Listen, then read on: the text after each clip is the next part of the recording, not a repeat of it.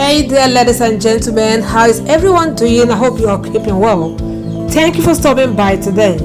So last week I treated a topic on a lady who shared her story about how the parents denied her of her choice for marriage because the guy isn't from their own culture, because the parents want her to marry from their culture where they must practice their tradition, and she isn't enjoying that marriage. She isn't happy in that marriage.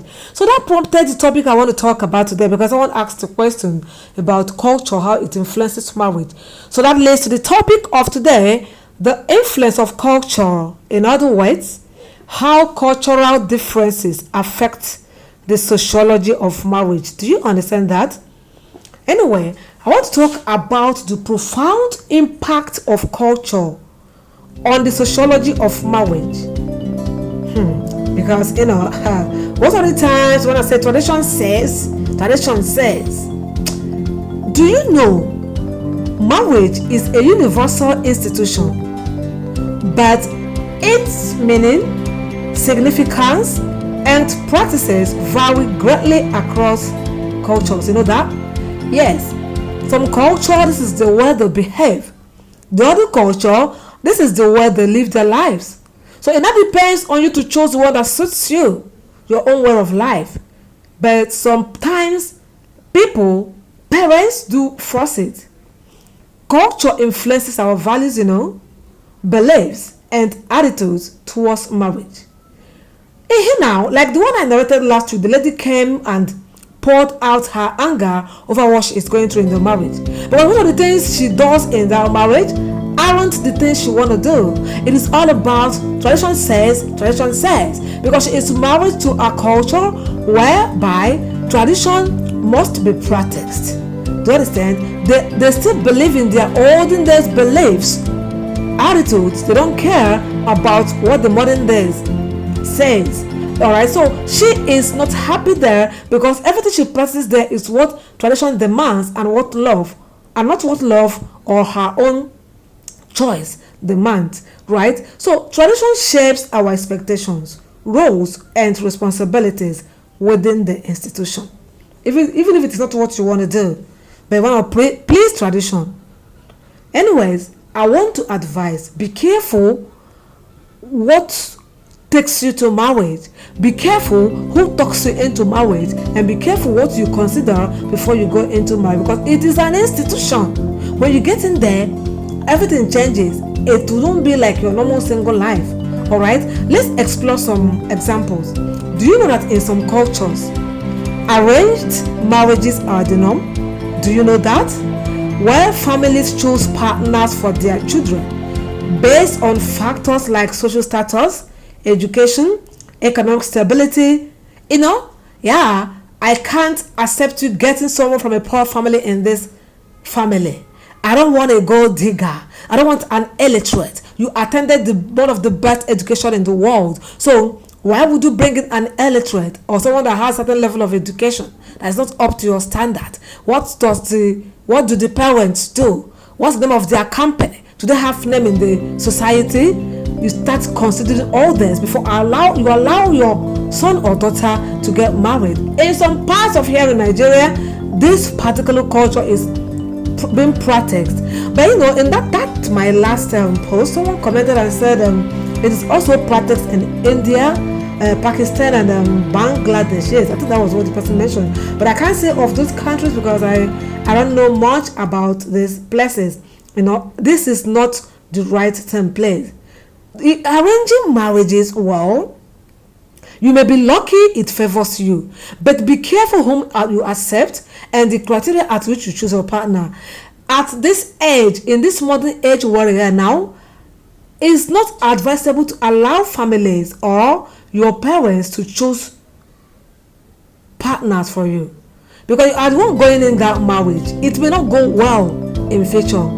It may not go well. Please just be careful. I know that in some other cultures, romantic love is the foundation of marriage. Yes, that's exactly what it should be.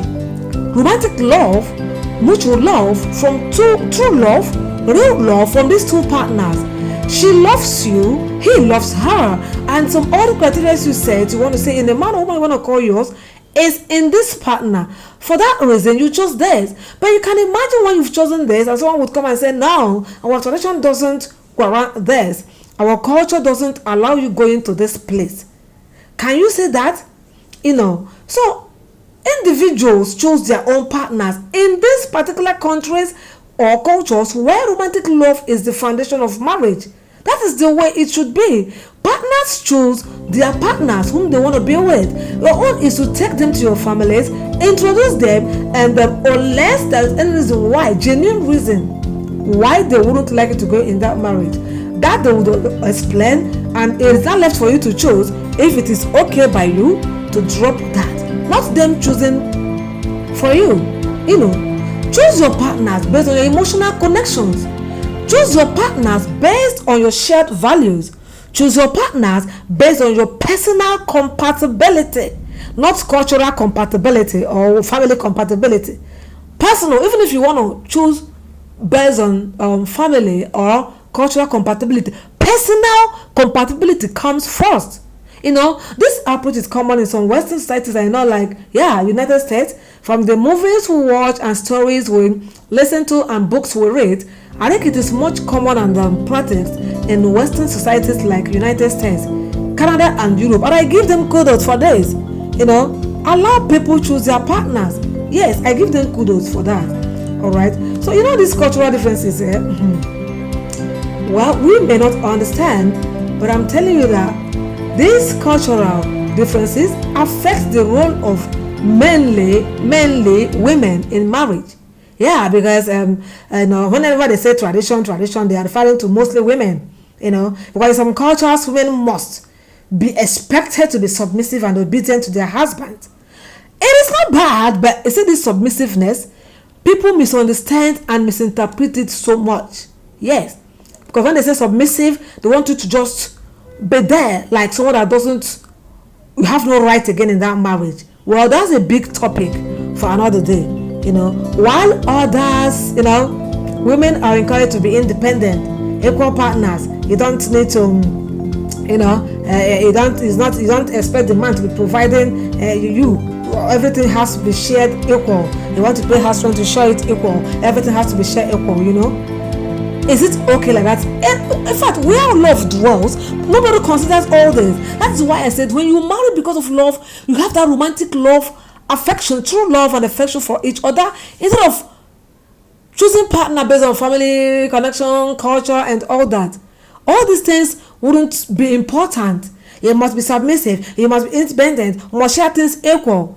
It is only where you practice tradition, culture, that is where you allow all these things to happen. And that marriage, I don't know how people feel, because I can't feel good in such marriage. So this concept of family and community vary across cultures, I know anyway, because I know in some societies marriage is seen as a union between two families rather than the two partners. It's always what my family says, what the other family says. My wife family wouldn't want it this way. My husband family will not accept this. So what you and your partner want don't matter again. It is now family. We would have loved today this way, but our families won't.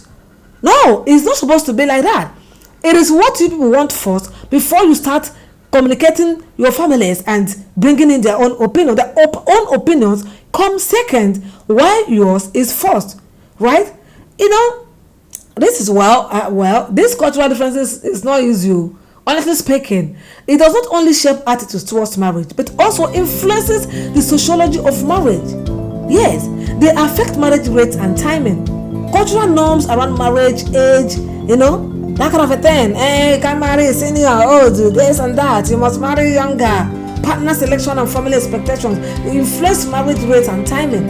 And some other points I may like to mention in my next video, because this one is taking long. So please, I want to get your opinion on the comment section.